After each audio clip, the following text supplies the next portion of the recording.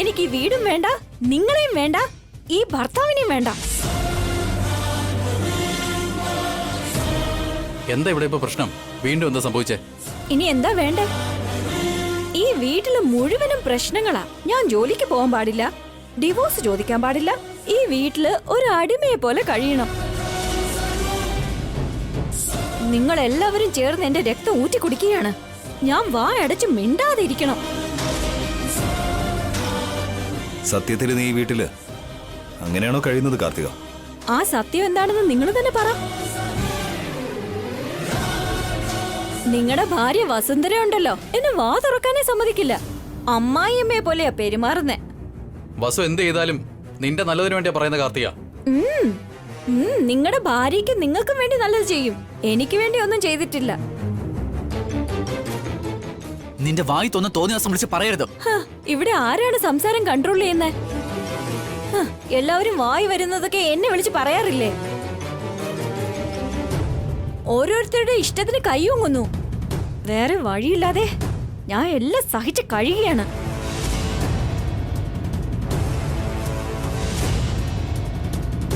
ഒരു കാര്യം ഓർമ്മയിലിരിക്കട്ടെ, ഡിവോഴ്സ് വാങ്ങിയുടനെ എനിക്ക് ഒരു സമയമുണ്ടാവും. അന്ന് നിങ്ങളെ ആരെയും ഞാൻ വെറുതെ വിടാൻ പോകുന്നില്ല. എന്നെ എന്തുമാത്രം കഷ്ടപ്പെടുത്തിയിട്ടുണ്ടോ അതിനേക്കാളും 2 മടങ്ങ് നിങ്ങളെ എല്ലാവരെയും ഞാൻ കഷ്ടപ്പെടുത്തും. ആരോടും ഞാൻ ക്ഷമിക്കില്ല.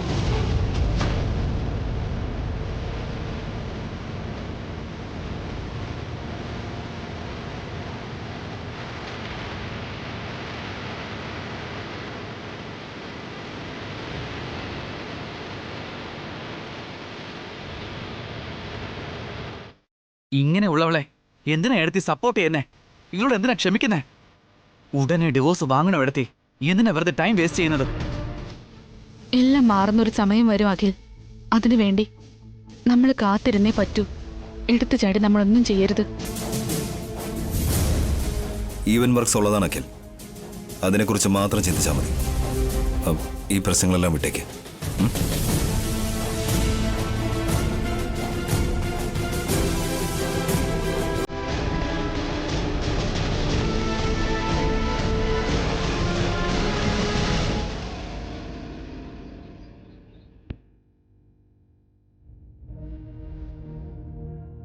കോടതിയുടെ കാലാവധി കഴിഞ്ഞ ശേഷം എനിക്ക് ആവശ്യമുള്ളത് ഞാൻ എടുത്തിട്ട് ഈ വീട് വിട്ട് ഞാൻ പുറത്തേക്ക് പോകും.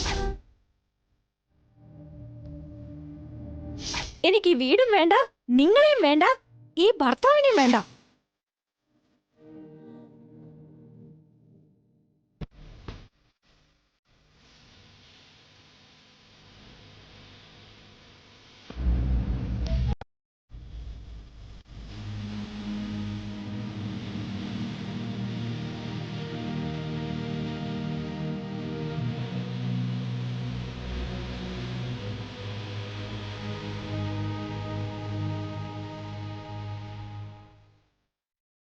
വസുന്ധര,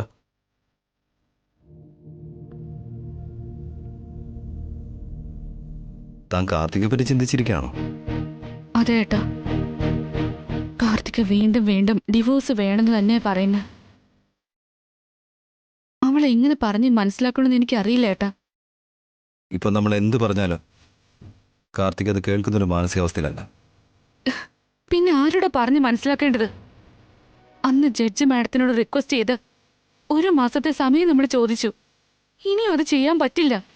അതെ, കാലാവധി കഴിഞ്ഞതിന് ശേഷം കാർത്തിക് ഡിവോഴ്സ് വേണമെന്ന് പറഞ്ഞാൽ നമ്മളെ കൊണ്ട് ഒന്നും ചെയ്യാൻ കഴിയില്ലെന്ന് ജഡ്ജി മാഡം നമ്മളോട് പറഞ്ഞിട്ടുണ്ട്. ഇനിയിപ്പോ എന്താ ചെയ്യാ ഏട്ടാ? എനിക്കൊന്നും മനസ്സിലാകുന്നില്ല. വല്ലാത്തൊരു കഷ്ടം ഇത്. ഇനിയും സമയമുണ്ടല്ലോ, അതിനുള്ളിൽ എന്തെങ്കിലും പോകാൻ വഴി ഉണ്ടാക്കാം. ഇതെല്ലാം ആലോചിച്ച് താൻ വെറുതെ മനസ്സ് വിഷമിപ്പിക്കരുത്. കാർത്തിക് വീണ്ടും വീണ്ടും വിവാഹമോചനം വേണമെന്ന് പറയുമ്പോ അഖിൽ ഒരുപാട് വിഷമിക്കുന്നുണ്ട് ഏട്ടാ. കാർത്തികയോടൊപ്പം ഒരുമിച്ച് ജീവിക്കണം എന്നുള്ള ആഗ്രഹം ഓരോ ദിവസവും അഖിലിന്റെ മനസ്സിൽ നിന്ന് മാഞ്ഞുകൊണ്ടിരിക്കുക.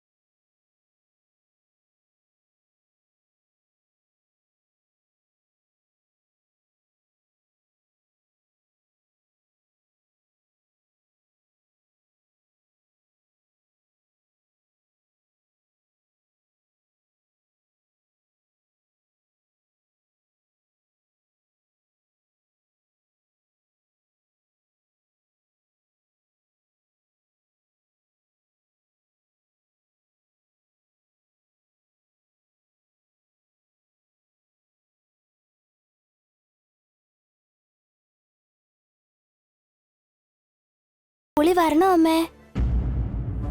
എന്തിനാ ഉണ്ണി? സ്കൂളിൽ നിന്ന് പാരന്റ്സ് ടീച്ചർ മീറ്റിംഗ് ഉണ്ട് അച്ഛാ. അച്ഛനും അമ്മയും കമ്പൽസറി ആയിട്ട് വരണോന്ന് ടീച്ചർ പറഞ്ഞു. ഈ കാര്യം ഇപ്പോഴാണ് വന്ന് പറയുന്നത്? അപ്പൊ തന്നെ പറയണമെന്ന് ഞാൻ വിചാരിച്ചതാ അമ്മേ. പക്ഷേ അതിനിടയ്ക്ക്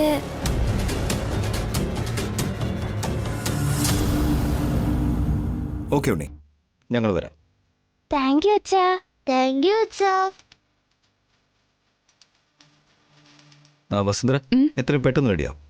സ്കൂളിൽ പാരന്റ്സ് ടീച്ചേഴ്സ് മീറ്റിംഗ് കഴിഞ്ഞതിന് ശേഷം നമുക്ക് അതുവഴി ഓഫീസിലേക്ക് പോകും. ശരി ഏട്ടാ. ഉണ്ണി അനു, നിങ്ങൾ ഹോളിൽ വെയിറ്റ് ചെയ്യ്, ഞാൻ റെഡി ആയിട്ട് വേഗം വരാം. ചെല്ലാം.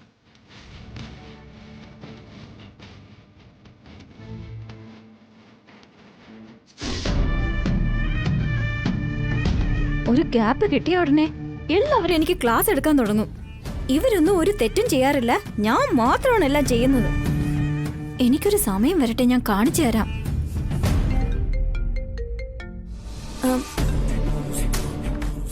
Good morning Aditya. Morning Karthika. രാത്രി സേഫായിട്ട് വീട്ടിലെത്തിയോ? ആ, സേഫായിട്ട് എത്തി. വീട്ടില് എന്തെങ്കിലും പ്രശ്നം ഉണ്ടായോ? ഈ വീട്ടില് പ്രശ്നമില്ലാത്തത് എപ്പോഴാണ്?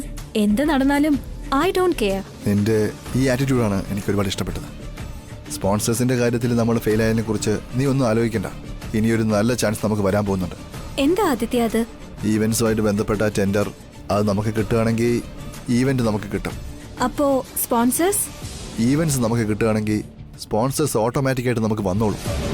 ടെൻഡറിന്റെ കാര്യത്തിൽ നീ എനിക്കൊരു ഹെൽപ്പ് ചെയ്യണം. എന്താ ചെയ്യേണ്ടത്? മാർക്കറ്റിൽ അഭിറാം അല്ലാതെ നമുക്ക് വേറെ എതിരാളികളൊന്നുമില്ല. ടെൻഡറിൽ അഭിറാമിനെ നമ്മൾ തോൽപ്പിക്കുകയാണെങ്കിൽ ഈവൻ നമുക്ക് തന്നെ ആയിരിക്കും. എനിക്ക് ഡിസൈൻസ് വരയ്ക്കാനേ അറിയുള്ളൂ ആദിത്യ, ടെൻഡർ ഒന്നും അറിയില്ല. ടെൻഡറിൽ നമ്മൾ എത്രത്തോളം കോട്ട് ചെയ്യണമെന്നൊക്കെ ഞാൻ തീരുമാനിച്ചോളാം. നീ എനിക്ക് ചെയ്യേണ്ട സഹായം എന്താണെന്ന് വെച്ചാൽ അഭിറാം എത്രയാണ് കോട്ട് ചെയ്യുന്നതെന്ന് നീ കണ്ടുപിടിക്കണം. അത് എനിക്കെങ്ങനെ അറിയാൻ കഴിയും? കം ഓൺ കാർത്തിക, നീ ആ വീട്ടിൽ തന്നെയല്ലേ താമസിക്കുന്നത്? അവരെത്രയാ കോട്ട് ചെയ്യുന്നതെന്ന് അറിയാൻ നിനക്ക് വലിയ പാടൊന്നുമില്ല. അതല്ല, ഓഫീസിലെ കാര്യങ്ങൾ വീട്ടിൽ സംസാരിക്കാറില്ല. ടെൻഡർ കൊട്ടേഷനെ പറ്റി അറിയണമെങ്കിൽ ഞാൻ ഓഫീസിലേക്ക് പോണം. നീ എന്ത് ചെയ്യുമെന്നൊന്നും എനിക്ക് അറിയണ്ട കാർത്തിക. അഭിറാം എത്ര കോട്ട് ചെയ്യുമെന്ന് എനിക്ക് അറിഞ്ഞേ പറ്റൂ. നമ്മൾ ജയിക്കണം. ഈവന്റ് എന്റെ കൈക്ക് തന്നെ വരണം. അല്ല ആദിത്യ, അത് നിന്റെ കഴിവിൽ എനിക്ക് വിശ്വാസമുണ്ട് കാർത്തിക. Don't disappoint me. നിന്നെ കൊണ്ട് ഇത് കഴിയും കാർത്തിക. ഓക്കെ ആദിത്യ, ഞാൻ ട്രൈ ചെയ്യാം. ട്രൈ ചെയ്താലൊന്നും പോരാ, തീർച്ചയായിട്ടും കണ്ടുപിടിക്കണം. അഭിറാമിന് നല്ലൊരു തിരിച്ചടി കൊടുക്കാൻ നമുക്കിതിനേക്കാൾ നല്ല മാർഗം വേറെയില്ല. നമുക്ക് രണ്ടുപേർക്കും ചേർന്ന് അവരോട് പ്രതികാരം ചെയ്യണം. ഓക്കെ? ശരി, കോട്ട് ചെയ്യുന്നത് എന്തെന്ന് അറിഞ്ഞിട്ട് പറയാം. ഗുഡ്. നിന്റെ കോളിന് വേണ്ടി ഞാൻ വെയിറ്റ് ചെയ്യാം. ബൈ. എടാ അഭിറാം, നിന്നോട് പ്രതികാരം ചെയ്യാനായിട്ട് ശിഖണ്ഡിയെ ഞാൻ കളത്തിലിറക്കുവാണ്. Get ready. അച്ഛ കാറൊന്ന് നിർത്തിക്കേ. എന്താ മോളെ, എന്തിനാ കാർ നിർത്താൻ പറഞ്ഞേ? അച്ഛ എനിക്ക് ഐസ്ക്രീം വേണം. ഐസ്ക്രീമോ? അതിന് ഇവിടെ എവിടെയാ ഉള്ളെ? ദേ അവിടെ. ഏയ്, ഐസ്ക്രീം.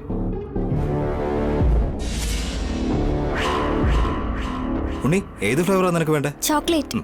ഓക്കെ. മോൾക്ക് വാനില? വാനില. ഓക്കെ. ഇതാണ് പറ്റിയ സന്ദർഭം. ഇപ്പൊ തന്നെ നിന്നെ അവസാനിപ്പിച്ചിരിക്കും.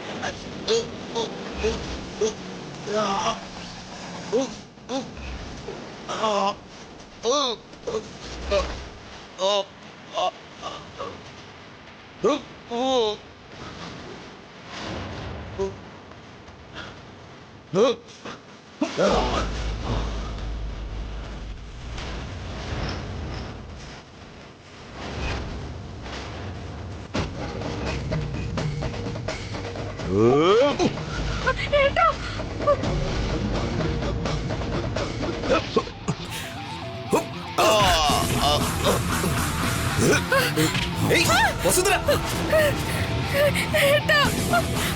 ഏയ് നോ നോ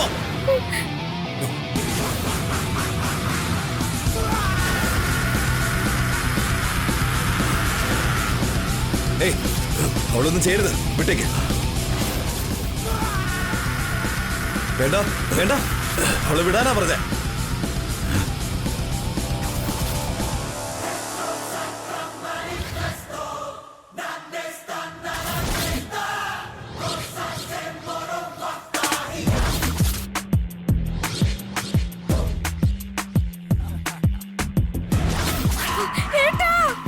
വസുന്ധര ഒന്നും ചെയ്യരുത്.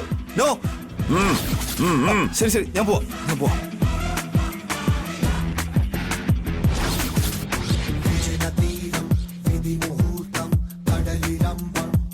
എടാ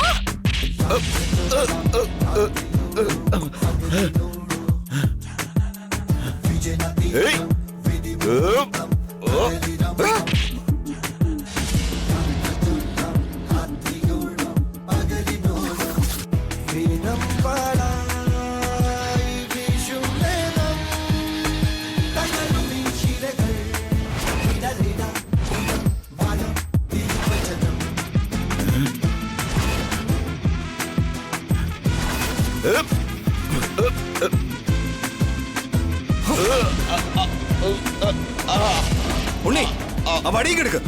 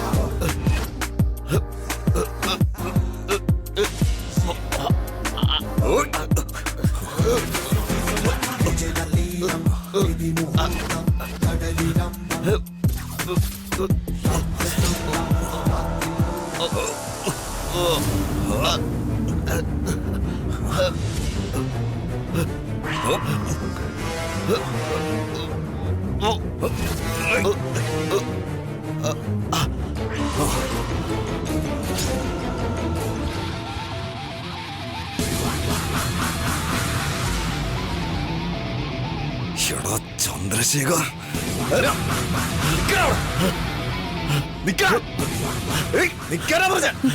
ചന്ദ്രശേഖർ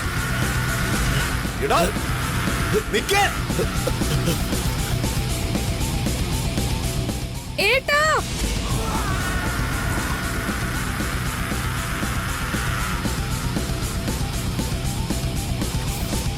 ചന്ദ്രശേഖർ.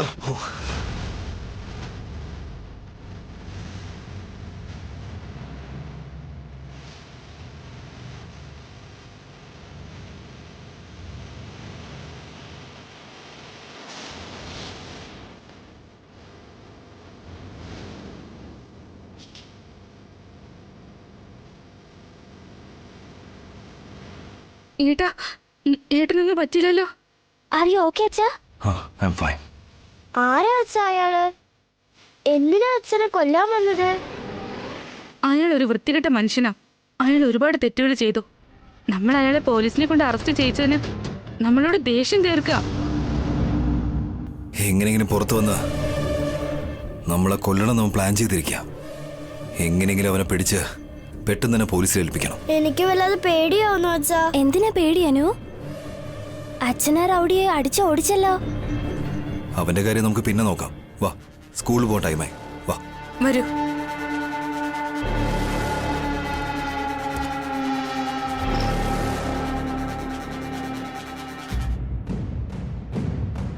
അവന്റെ സമയം നല്ലതായിരുന്നതുകൊണ്ട് അവൻ രക്ഷപ്പെട്ടതാണോ അതോ എന്റെ സമയം നന്നായിരുന്നതുകൊണ്ട് ഞാൻ രക്ഷപ്പെട്ടതാണോ? പക്ഷേ അബിയെ എനിക്ക് കൊല്ലാൻ പറ്റിയില്ലല്ലോ. അവൻ എന്നെ മനസ്സിലായി കഴിഞ്ഞു. ഇനി അവൻ കൂടുതൽ ശ്രദ്ധിക്കും. എങ്ങനെയെങ്കിലും അവനെയും വാസുവിനെയും കൊല്ലണം. രാജാ,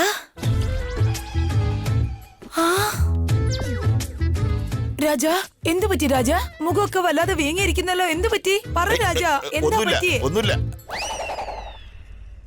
അബി എന്നെ തല്ലി. എന്തിന്? ഞാൻ അവനെ കൊല്ലാൻ ശ്രമിച്ചു. പ്ലാൻ ഫെയിലായി. അയ്യോ രാജ, ഇതൊക്കെ നീ ശ്രദ്ധിക്കേണ്ടതല്ലേ? ഇങ്ങനെ അവന്റെ അടുത്ത് നടി വാങ്ങിയ എങ്ങനാ? രാജയ്ക്ക് എന്തെങ്കിലും പറ്റിയ എന്റെ അവസ്ഥ എന്താകുമായിരുന്നു? പ്ലാൻ ഫെയിലായെന്ന് ഞാൻ വിഷമിച്ചിരിക്കുമ്പോ ഇവരുടെ ഒടുക്കത്തെ ഓരോ... നിങ്ങളുടെ ജീവിതം നിങ്ങൾക്കുള്ളതല്ല, അതെനിക്കുള്ളതാ. ഈ ശരീരം നിങ്ങൾക്കുള്ളതല്ല, എനിക്കുള്ളതാ. നിങ്ങൾക്ക് എന്തെങ്കിലും പറ്റിക്കഴിഞ്ഞാ അത് എനിക്ക് പറ്റിയതുപോലെയാ. നിങ്ങൾ എന്റെ ഹീറോ ആ രാജാ. ഞാൻ നിങ്ങളുടെ ഹീറോയിനും. ഇപ്പൊ എന്തിനാ വന്നേ? ഞാൻ നിങ്ങൾക്ക് ഭക്ഷണം കൊണ്ടുവന്നിട്ടുണ്ട്. എന്നാലും ഈ പ്രതികാരൊക്കെ എന്തിനാ? സന്തോഷായിട്ട് കല്യാണം കഴിച്ച് സമാധാനായിട്ട് ജീവിക്കാലോ. സ്വത്തിന്റെ കയ്യിൽ വരാതെ തടഞ്ഞവരെ, എന്നെ അറസ്റ്റ് ചെയ്യിപ്പിച്ചവരെ, എന്നെ അടിച്ചവരെ ഞാൻ വെറുതെ വിടണോ? അല്ല, അത് പ്രതികാരത്തെക്കാളും സ്നേഹ വലുത് രാജാ. ദേഷ്യത്തെക്കാളും സമാധാന വലുത്. പകയെക്കാളും ക്ഷമിക്കുന്നതാ വലിയ കാര്യം. യുദ്ധം ചെയ്യുന്നതിനേക്കാളും അത് ചെയ്യാതിരിക്കുന്ന നല്ലത്. അഭിയോടും വസോടും ഒന്ന് ക്ഷമിച്ചൂടെ രാജാ? എനിക്ക് വേണ്ടിയെങ്കിലും ഒന്ന് വെറുതെ വിട്ടൂടെ? ദൈവം തന്നെ നേരിട്ട് വന്ന് പറഞ്ഞാലും ഞാൻ വെറുതെ വിടില്ല. കൊന്നിരിക്കും. ഞാൻ പറയുന്ന ഒന്ന് കേൾക്ക് രാജാ. അഭി അത്ര ചില്ലറക്കാരനൊന്നല്ല. അവനുമായി ഇനിയൊരു പ്രശ്നം വേണ്ട. അപ്പോ അഭിയേക്കാൾ ഞാൻ മോശക്കാരനോ? അവൻ ഹീറോയും ഞാൻ സീറോയും. അയ്യോ അല്ല, അങ്ങനെയല്ല രാജാ. നീ എന്നെ സ്നേഹിക്കുന്നത് സത്യമാണെങ്കിൽ എന്നെ സപ്പോർട്ട് ചെയ്യണം, എന്നെ സഹായിക്കേ. എന്നാലേ നമ്മുടെ കല്യാണം നടക്കൂ. ശരി രാജാ. രാജയ്ക്ക് എന്ത് ഹെൽപ്പ് വേണേലും ഞാൻ ചെയ്യും. എത്രയും വേഗം നമ്മുടെ കല്യാണം നടക്കുമെന്ന് ആ കൈനോട്ടക്കാരൻ പറഞ്ഞതല്ലേ? രാജ പ്രതികാരത്തിന്റെ കാര്യം നോക്ക്, ഞാൻ കല്യാണത്തിന്റെ കാര്യം നോക്കാം. ഇതാ നിങ്ങൾക്ക് വേണ്ടി നാടൻ കോഴിയിറച്ചിയും ചോറും കൊണ്ടുവന്നിട്ടുണ്ട്. കഴിച്ചിട്ട് നന്നായിട്ട് റെസ്റ്റ് എടുക്ക്. ഞാൻ പോയിട്ട് ഉടനെ വരാം. Take care, രാജ. ഒരു പ്രയോജനവുമില്ല. ഇന്ന് രാത്രി തന്നെ പദ്ധതി നടപ്പിലാക്കണം. നേരം വെളുക്കും മുമ്പേ അബിയെയും ബസൂനെയും കൊന്നിരിക്കണം. പറ്റുമെങ്കിൽ ആ ഫാമിലിയെ മൊത്തം നശിപ്പിച്ചിരിക്കണം. ഇന്ന് രാത്രി അവരുടെ അവസാനത്തെ രാത്രിയാണ്.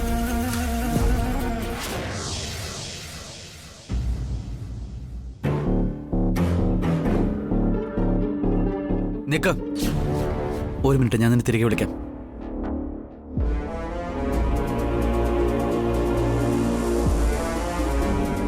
എന്താ? നിന്റെ ബാഗിൽ എന്താടി? അറിഞ്ഞിട്ട് എന്തിനാ? മര്യാദയ്ക്ക് പറയുന്നുണ്ടോ ഇല്ലയോ? പറയില്ല. എന്ത് ചെയ്യും? അത് മദ്യക്കുപ്പി അല്ലേടി?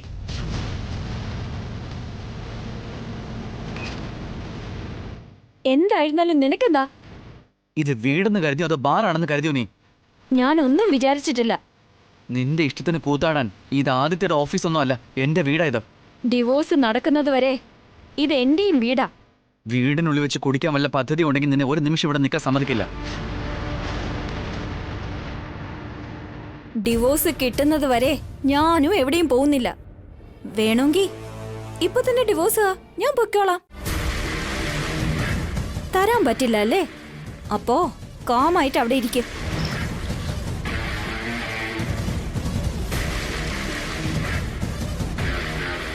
എന്താകിൽ? എന്തു പറ്റി? ഒന്നുമില്ല എടുത്തി. എന്ത് പറ്റിയെന്ന് പറയണം.